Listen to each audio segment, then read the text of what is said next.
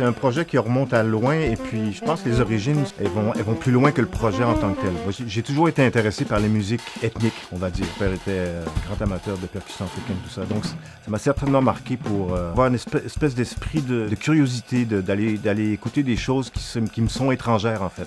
Pour un musicien, je trouve ça extrêmement important d'être curieux. J'aime bien un peu me provoquer moi-même en fait. Donc le projet avec Inde Enoira, c'est un projet qui a pris donc ses racines très très loin. Parce que l'idée c'est pas de reproduire la musique ethnique, parce que c'est pas ma culture. Mais en même temps, ma culture, ma façon de faire, c'est justement de prendre différentes choses, de les faire miennes.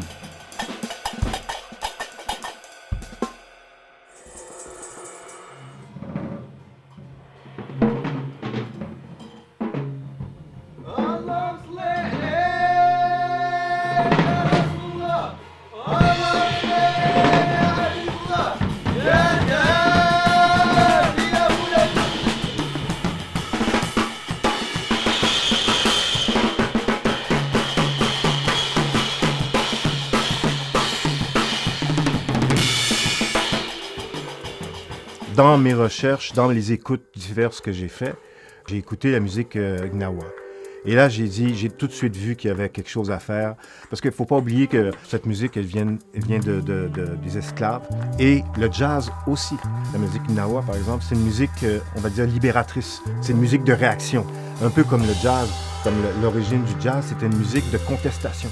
C'est une musique de libération. Dès que j'ai entendu cette musique-là, j'ai entrevu tout de suite les possibilités. J'ai vu tout de suite qu'il y avait possibilité d'improviser, de s'influencer les uns les autres. Il y a un morceau qui était déjà écrit, qui était déjà enregistré et qui s'appelle un peu prémonitoirement Africa. Il y a des musiques qui existaient déjà, mais j'ai dit si on incorpore les musiciens marocains ou marocaines, ça va enrichir encore plus cette composition, parce que là, il y a un apport vraiment. Il y a une pureté, justement, au niveau des rythmes. La première fois qu'on l'a joué, elle aussi, elle avait l'impression de connaître un peu ça. C'est un peu étrange, parce qu'on est à 10 000 km, je ne sais pas combien, mais loin les uns des autres, mais il y a quand même des liens qui existent malgré nous. J'ai écrit beaucoup des lignes de basse, juste des lignes de basse pour comme... J'ai pas écrit de mélodie, tu vois, juste des trucs, justement, rythmiques. Tu vois, j'ai été un peu contre ma nature. J'ai voulu comme laisser la porte ouverte justement à l'inspiration du moment. Donc ça, c'est vraiment le côté jazz. Les premières notes que les musiciens marocains ont jouées avec les percussions, avec le gambri. J'ai regardé les musiciens qui étaient avec moi, dans mon groupe. Tout le monde a comme les yeux brillaient, le grand sourire. J'ai dit, OK, c'est bon. Les premières notes, tout ce qu'on a dit, c'est bon.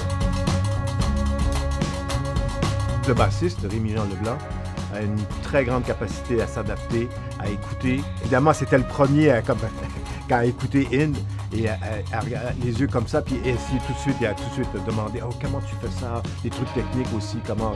Je les voyais travailler un peu ensemble pour voir, essayer d'ajuster les choses, mais tout s'est fait très, très naturellement.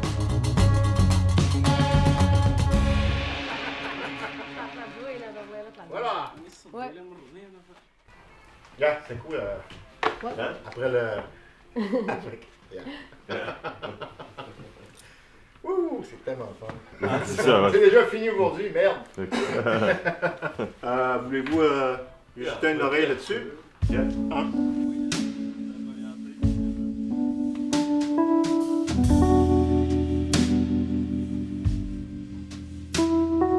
L'idée de ce projet, c'est de m'ouvrir encore une fois, me mettre un peu sur un fil pour essayer d'avancer, essayer d'apprendre, essayer d'enrichir mon vocabulaire musical, enrichir aussi ma technique. C'est une question d'ouverture. Tout ça, c'est une question d'ouverture, de curiosité. Et pour moi, le jazz, c'est ça.